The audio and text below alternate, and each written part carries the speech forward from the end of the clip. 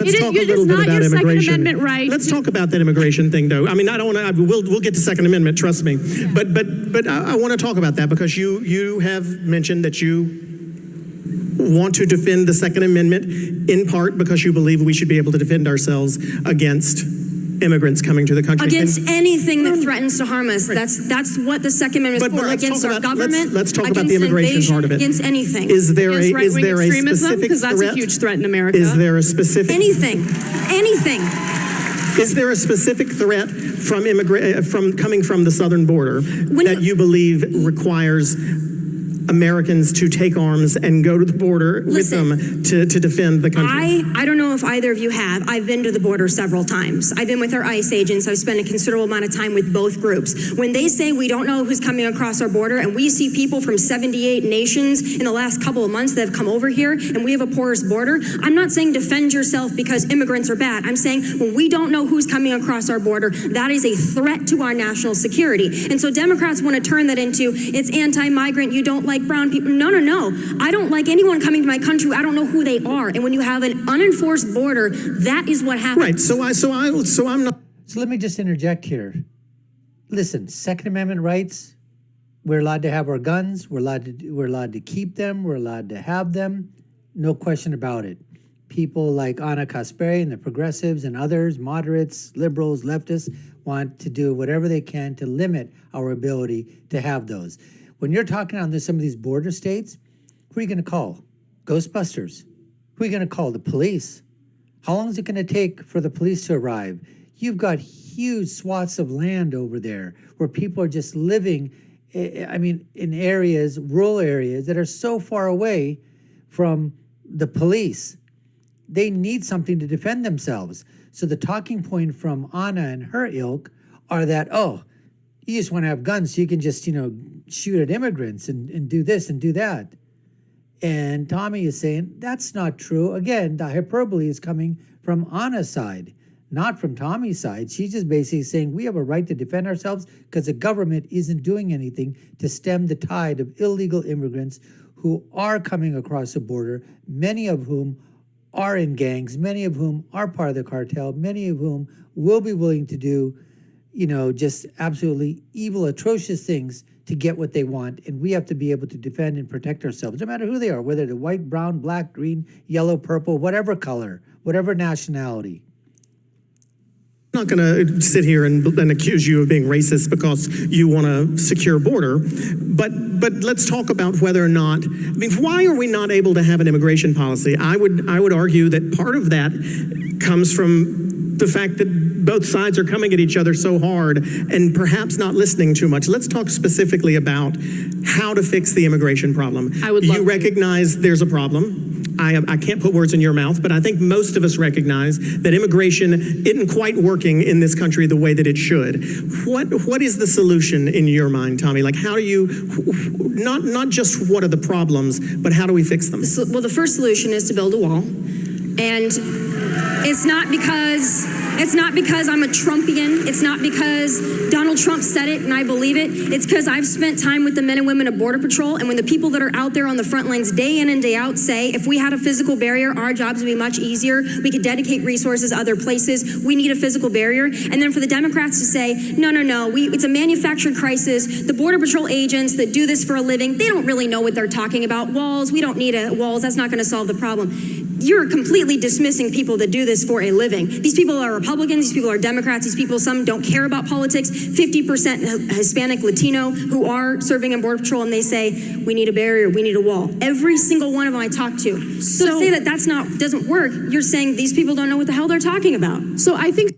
Now, before we get to Anna's response, I would listen to a person who has actually been there, seen the problems, talked to the people that are on the front line, then listen to somebody who has never been to the border, has never talked to a border agent in their life, has no idea it's coming from firsthand information. So I would tend to listen to the person who's actually gone down there and looked at the problem firsthand and seen the problem firsthand and talked to the people who are responding to the problem firsthand.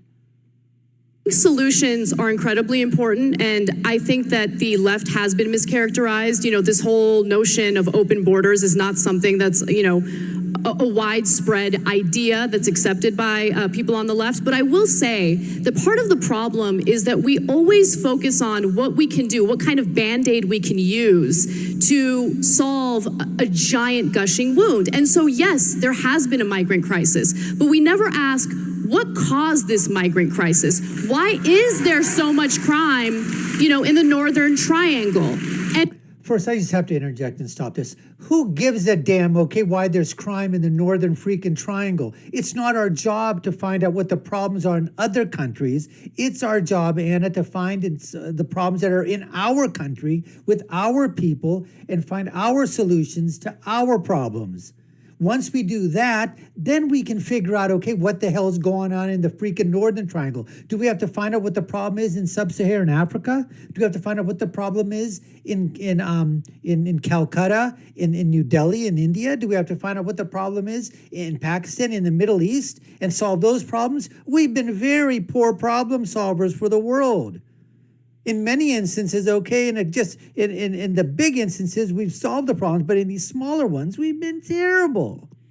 I don't give a damn about the problems in the Northern Triangle, why people are coming over here. Solve our problems first. And we have to take responsibility as Americans for our actions abroad. So let me be specific. There are multiple actions we can take to root out crime in countries like Honduras, El Salvador, and Guatemala. For instance, over 200,000 guns from the United States travel south of the border into these Central American countries, which leads to crime. These cartels, these gang members use these guns, which, by the way, are purchased legally in the United States at gun shows and things like that. It helps them carry out the violence that's making these migrants flee. So we have to ask ourselves, yes, we have the Second Amendment. Yes, we should protect it. But what can we do to stop the flow of U.S. guns into Central American countries? One other thing. Before she says her one other thing, the stupidity of this argument from Anna and the progressives is that, let's assume that the guns, bought legally, going down south, being sold, people are using them to commit crimes, whatever. Okay. Now, if they weren't going from here, are you telling me that that would solve the problem and the rush from the south, from the southern border to United States of America would completely stop? It would end? If you can guarantee me that, maybe I might be thinking about, let's stop the sales of guns south of the border. You can't do that. Maybe, but you can't show me that that's going to happen. You can't guarantee me that.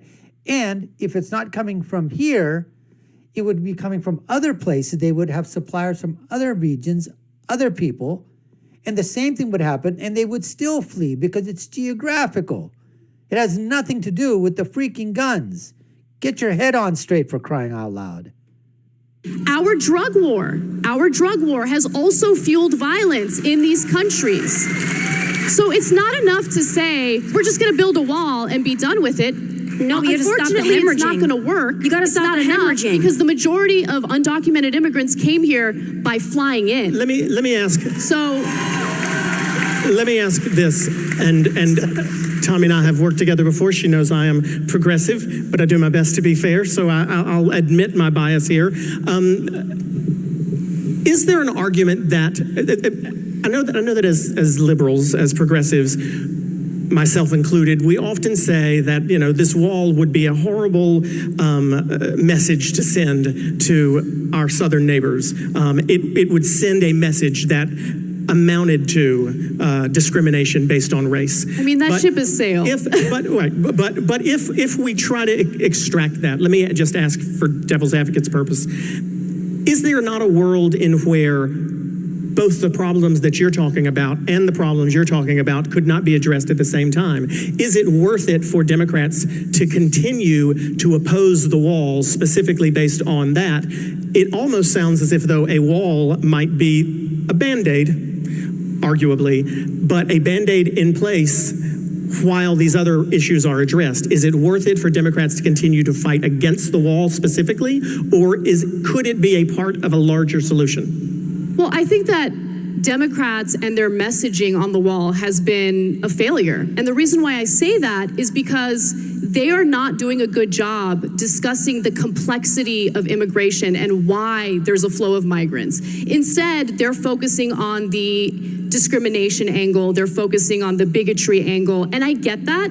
That's what gets the most attention. But in reality, like, they do need to talk about the complexities at hand, and that means talking about gun regulation. That means putting themselves out there to discuss solutions for very controversial issues that are related to immigration. I don't think that they want to do that. I agree with you on that, but I also want to address, you keep going back to the Second Amendment, and I want to make sure I understand you correctly, because what it sounds like to me, and I'm sure to a lot of conservatives that are listening, is that we should infringe upon my Second Amendment rights so that they don't go to other countries south of our border, and then that makes them come to our country illegally. I'm not going to give up my Second Amendment rights because we've got illegal immigrants that are trampling over our borders. So That's not the solution that I hear most what you're Americans saying. I hear what you're saying. So I think that it's really important to understand that every constitutional right that we have has its limitations. I am supportive of the Second Amendment. However, there are certain loopholes that are helping to send these guns to Central America. So for instance, there was a wonderful piece recently written in